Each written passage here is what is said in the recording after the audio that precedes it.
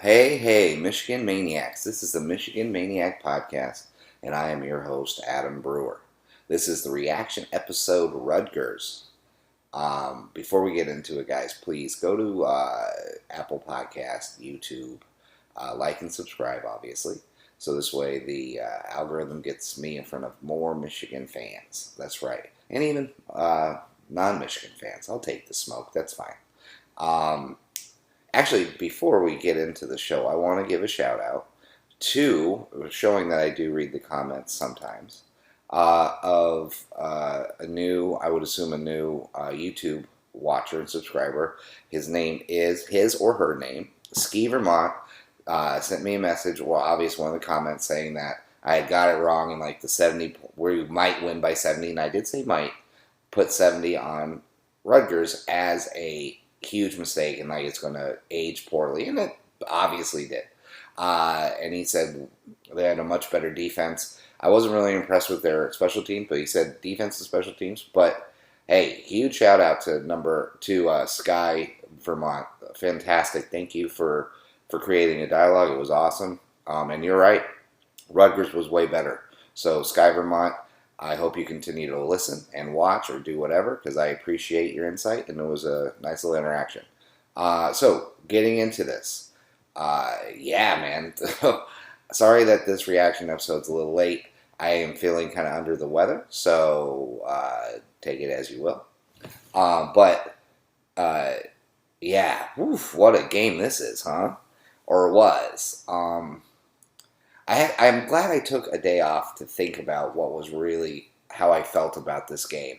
Because at first, like all of us, I felt like we had drank the Kool-Aid way too soon on this team, and they just looked like the same old Michigan team, which they really did.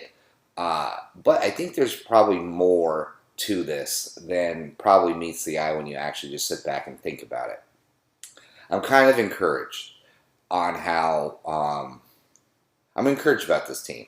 Now, I think there's stuff, obviously, we need to work on, right? And looming, I mean, it's like losing Ronnie Bell was it's a huge thing right now. Like, it's the thing that could set us back this whole season is losing Ronnie Bell, because our wide receivers are not mature enough, and our passing game is nowhere near where it should be to complement a fantastic running game. And so that is kind of crazy. But what I did like about this game is Rutgers gave us the test we needed going into a big game like Wisconsin. We needed a team that wasn't scared of us, that wasn't going to back down, and looked to win the game. They were going to win the game. They believe they can win the game. They took our best shots in the first half of this game, and they came back fighting. They came back trying hard, doing everything. I mean, outplayed us. Obviously dominated us in the whole second half of this game. I mean, for God's sakes, Michigan didn't get their first down of the second half till like fourth quarter. I mean, I think we had 21 total yards or something like that.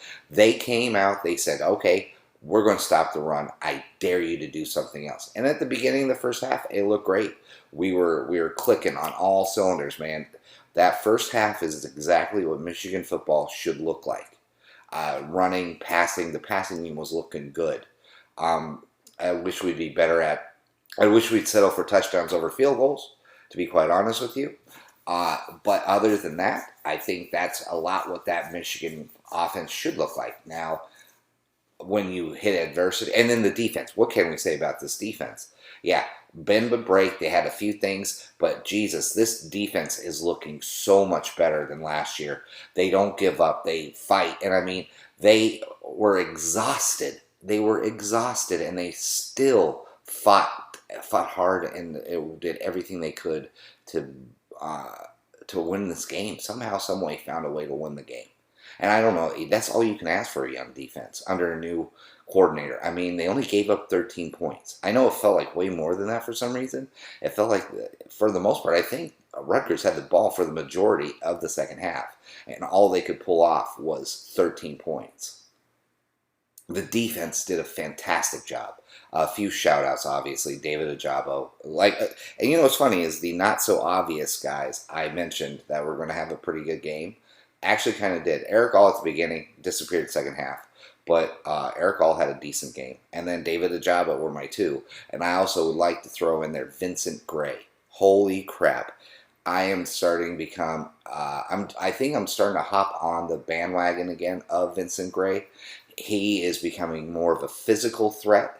And I think if you go back in some of the later episodes, like last season episodes, or even I think before we started last season, I was comparing Vincent Gray to Stribling, Shannon Stribling, but I said he was a more aggressive Stribling. I believe that was Vincent Gray. I'd have to go back and check my notes and stuff, but the way he attacks the run, his tackling is great.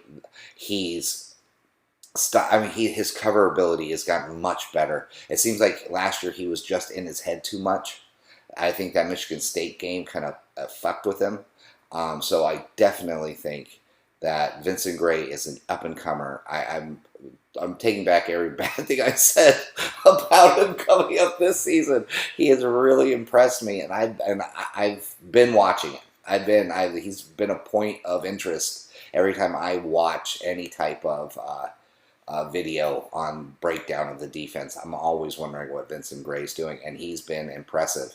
He's been, I would say, more impressive than Green at this point, in my opinion, solely my opinion. But what can we say about this? Like, it was obviously tale of two halves.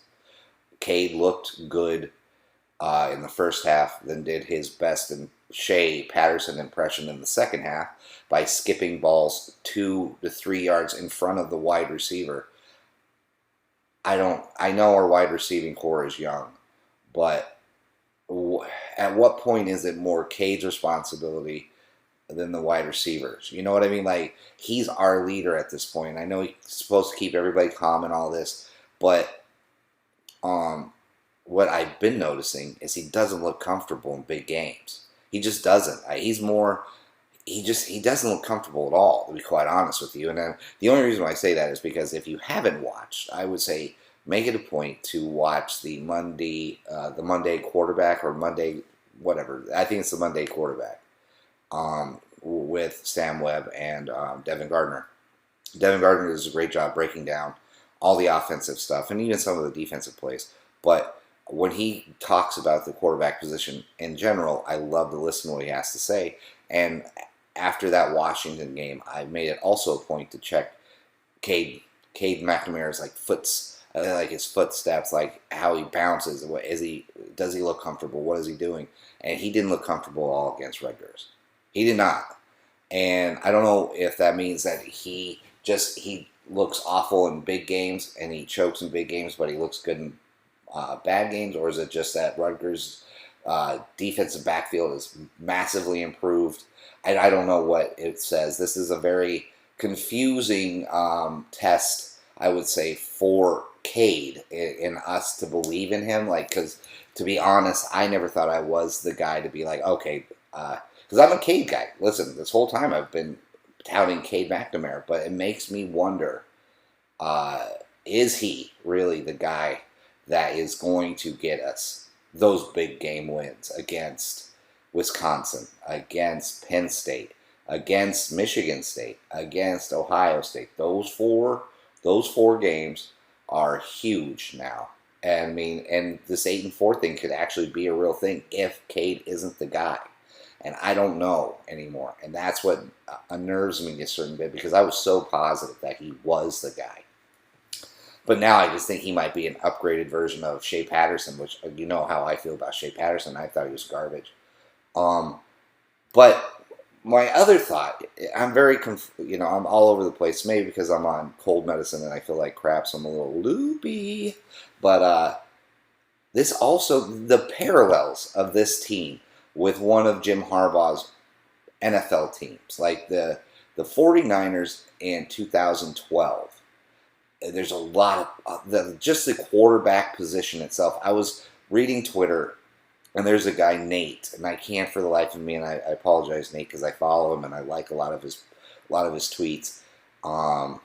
Nate, he had said that he's gone back and he watched some of the tape and stuff, and this offense reminds him completely of a Harbaugh offense that he had with the 49ers. And I think he's right on that. I think it's an astute point, and I think he nailed it on that. But I also think there's another comparison, and we're sitting we're looking at the same kind of thing that Harbaugh had in a quarterback controversy with Alex Smith and Colin Kaepernick, because Alex Smith was doing a great job. They were 6-2-1 before he got hurt. Well, they were 6-2-1. He got hurt in that Los Angeles Rams game where they tied. But he was 6-2-1. They looked good. They were beating the teams they should beat, and had some losses to teams that they should have lost to, which sounds very familiar, doesn't it? Also, is Cade McNamara Alex Smith? You would say game manager on both of them, smart on both of them, calm, great leadership, but just can't make the big plays when you need them to be made, or not even the wow play or whatever it is to get your offense to the next level. I would say Cade McNamara is a perfect example of Alex Smith, and he'll probably go on to have a decent career in the NFL. Cade also, I believe, is a much better closer of games than he is a starter of games. I think if you were to bring him in, say you start J.J. McCarthy. I'm just floating it out there. Say you start J.J. McCarthy, and he starts to, struggle a bit. Have Cade come in easier. Maybe the pressure isn't so great on him, and maybe he plays better. I don't know if that's a thing.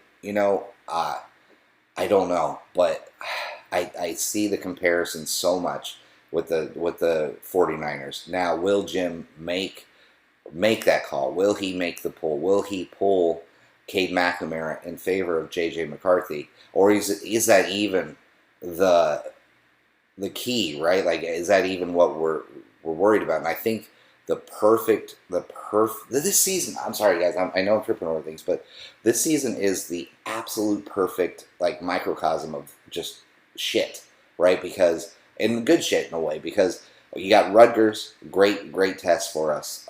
We found out that, when we get hit in the mouth, how we have to react instead of recoiling and worrying and playing like play calling to not lose compared to play calling to win. And yesterday was absolute play calling to not lose, right? And that's disgusting. It should never be. Great teams never play call not to lose. Great teams play call to win. If anybody watched the Chargers game today, how they took out the Chiefs, there was a 4th down and 9 call. They could have, which the Chargers completely screwed up to get to 4th and 9. But instead of punting it, or instead of trying to kick a too long field goal or anything like that, they played to win, made an aggressive call, and they end up winning the game. So the play calling, all this, and I think it's coming to a head next week. Next week is the ultimate, like, almost final test of the mid-season point for us to see if, like, where we need to go offensively, right? Because this is the number one, like, it's not even a final, it's like one of those midterms, you know what I mean? Like, just to kind of see where you're at in the learning curve. Cade McNamara, this is his shot. If he's going to cement his leadership role and cement that he's the leader and the quarterback and the starter for the rest of this season, or until the next midterm, which will be Michigan State, then he needs to win this game now. In Wisconsin, he needs to come out and he needs to look great. No ifs, ands, buts about it. And if I was Harbaugh, I would pull him for JJ if he comes out and he looks like he did in the second half against Rutgers. Because winning the game is what's important, not saving some young man's feelings.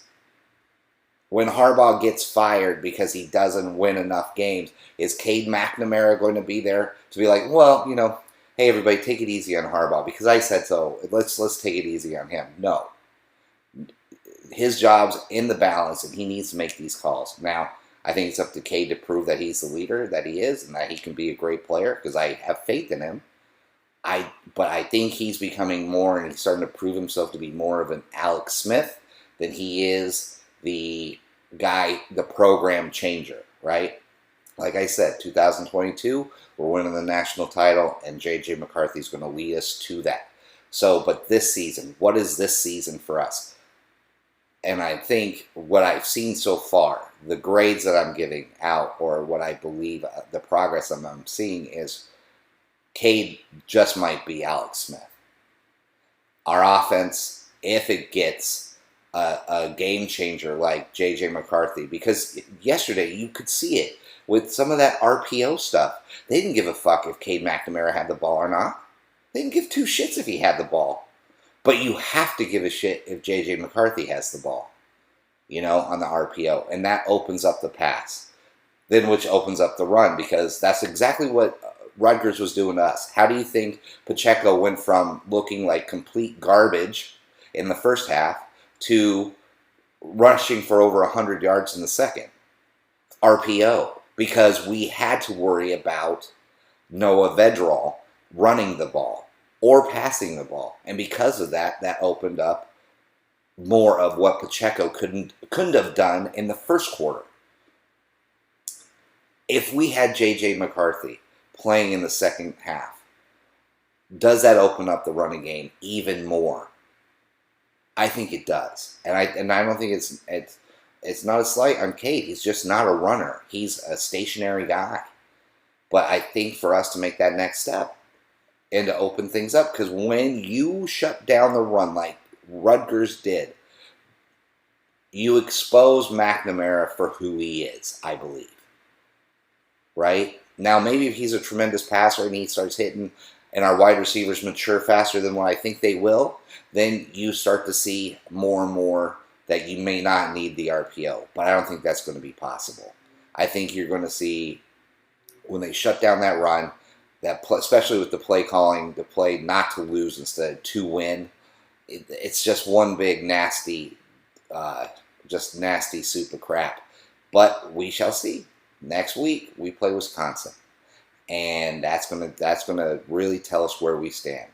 And I'm kind of excited and terrified all at the same time, because I have true high hopes for this team now. This defense, I think, is for real.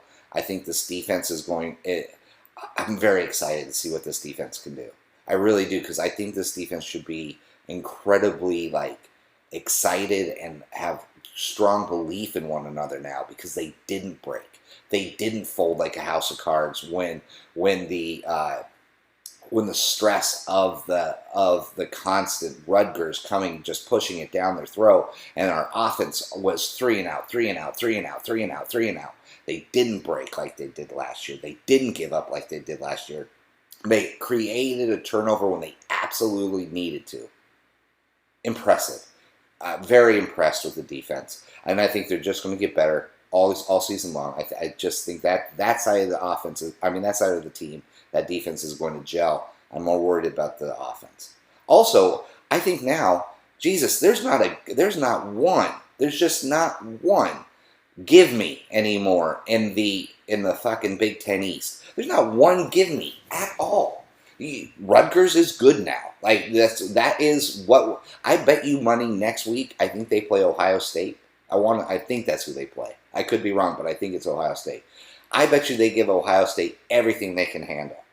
And I hope to God they do, because it's going to make this win look way better if Rutgers threatens Ohio State like they did us.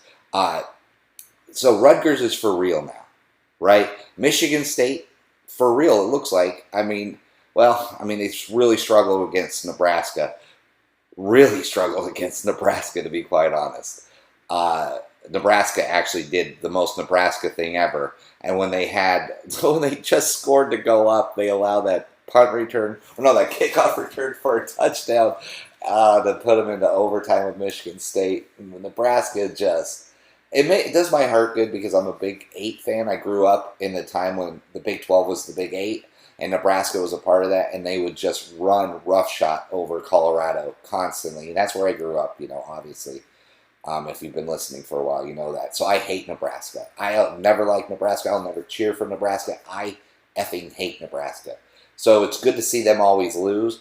But I'll be honest, for about 5 minutes, I was starting to change my mind on cheering for Nebraska to beat Michigan State.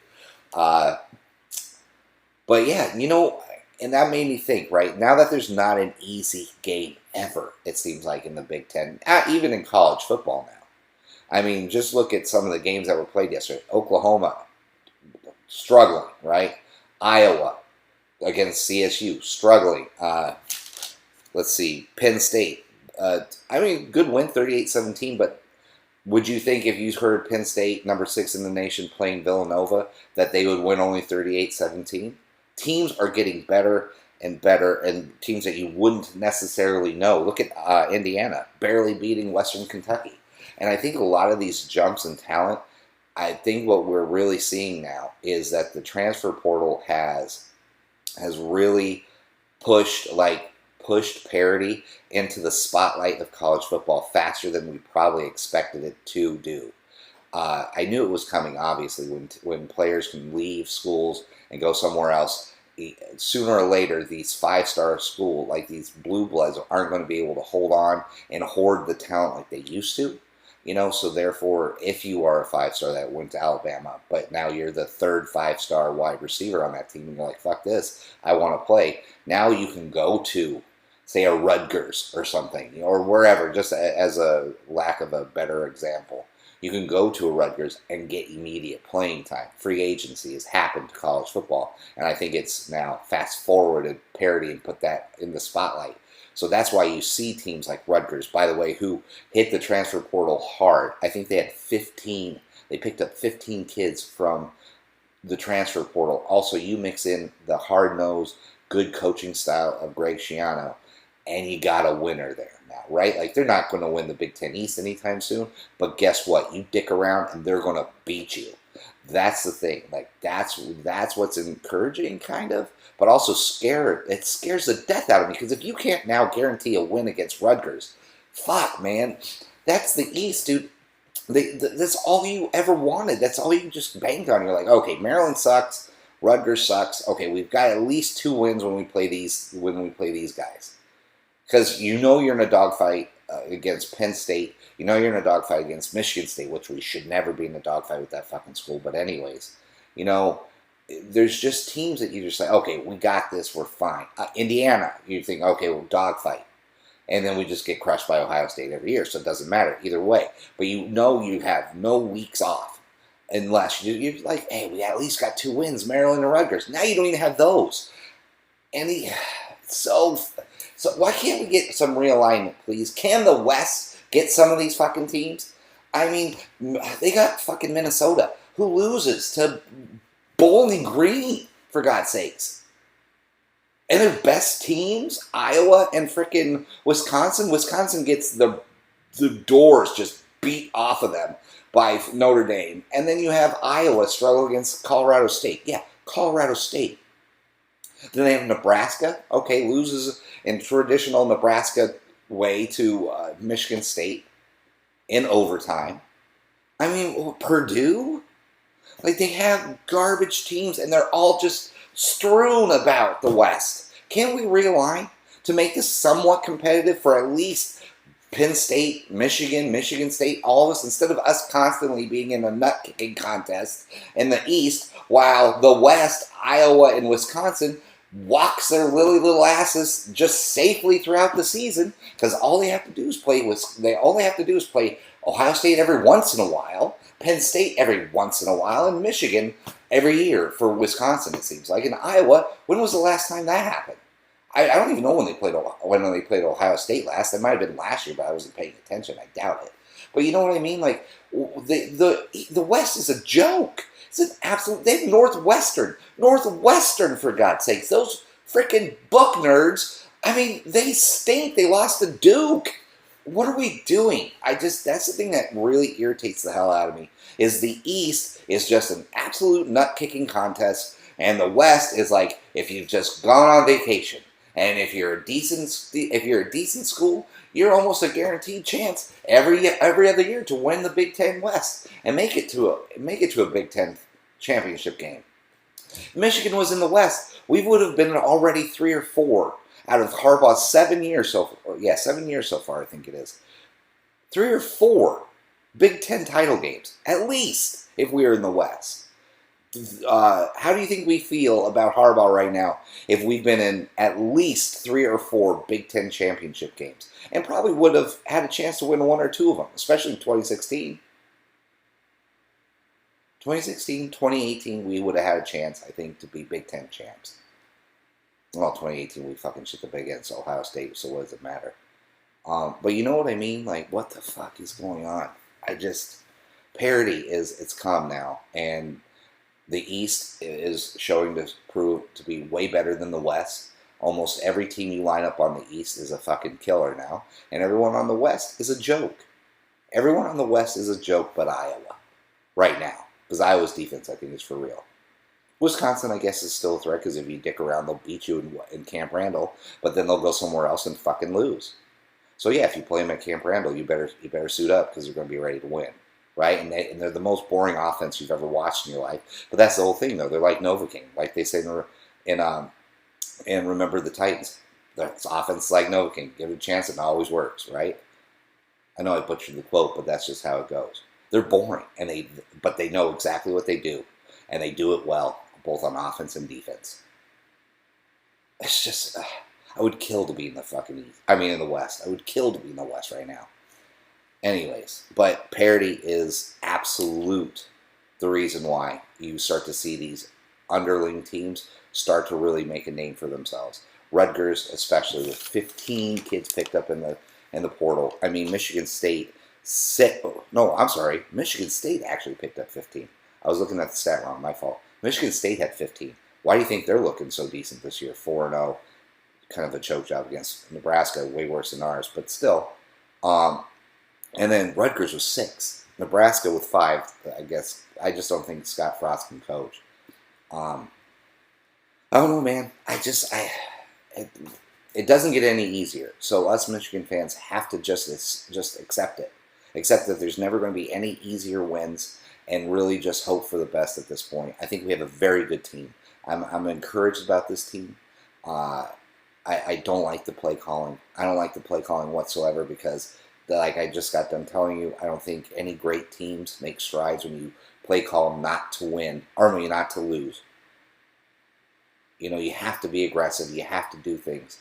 And I'm telling you, I think next week is the last week that Cade McNamara has to prove that he can be the leader of this team, in my opinion. Now, if he does it, God bless him, let's go. But my first love and my only love is to Michigan football. I don't care who's the head coach. I don't care who's the starting quarterback. All I care about is the greatness of Michigan football and who can get us there. So if Cade can do it, God bless him. Hey, I'm a big Cade McNamara guy. I think he's probably he's probably a great kid. I really do. I think he's a great kid. But if you can't get us wins, you can't get us big wins, then hey, buddy, sit down and let's get the next guy up and see. All right? And then if that guy can't do it, come back in and try and do it. We'll figure something out. But the greatness of Michigan football is the only thing I worry about. And who can do that and who can get us there, that's it. That's all I care about. I love Michigan. I really do. And I'll never leave them. But to say that I'm not going to be upset if they just continue to stink it out and then do play calling to not lose, but hopefully we win type shit, I'm not a fan of that either.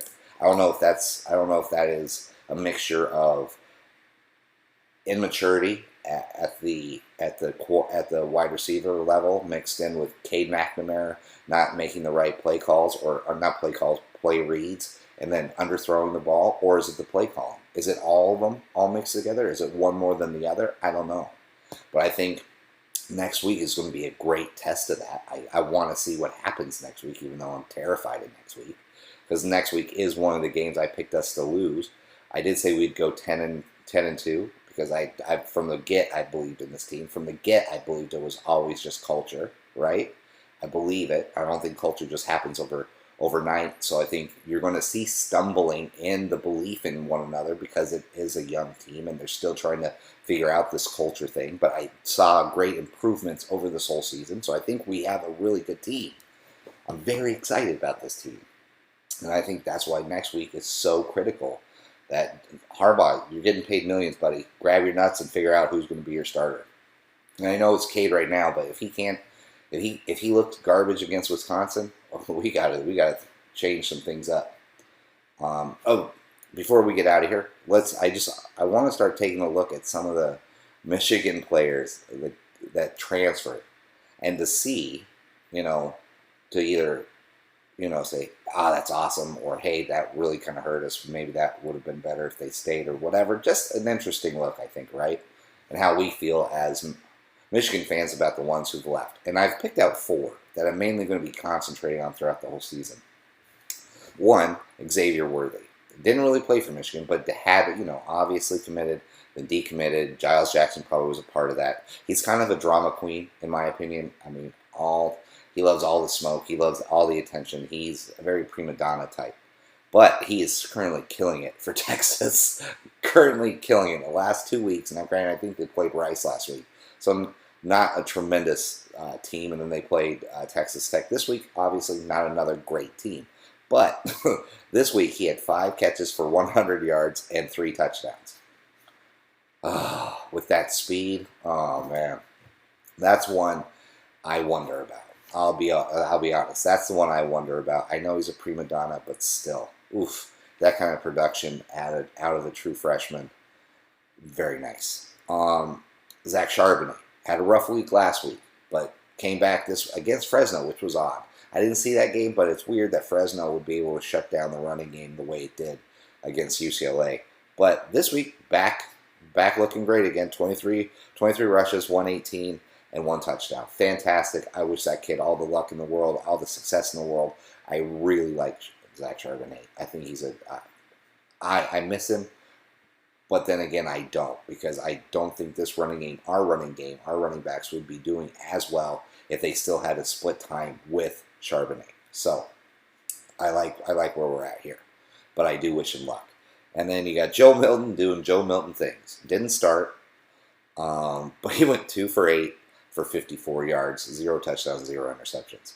That kid, the more I hear about his attitude and things that you get like cryptic things being said about him. No real straight evidence outside of when he got benched at the Rutgers game. Can't wait till he leaves to come back to drop 50 on us, which, I mean, he must mean $50 or 50 cents out on the field, because he's never going to drop 50 points on us. He might throw 50 yards on us. That's maybe what he's talking about. Maybe somebody's can't wait to drop 50 yards on us. So he does that pretty well. I mean, this last game, 2 for 8, 54 yards.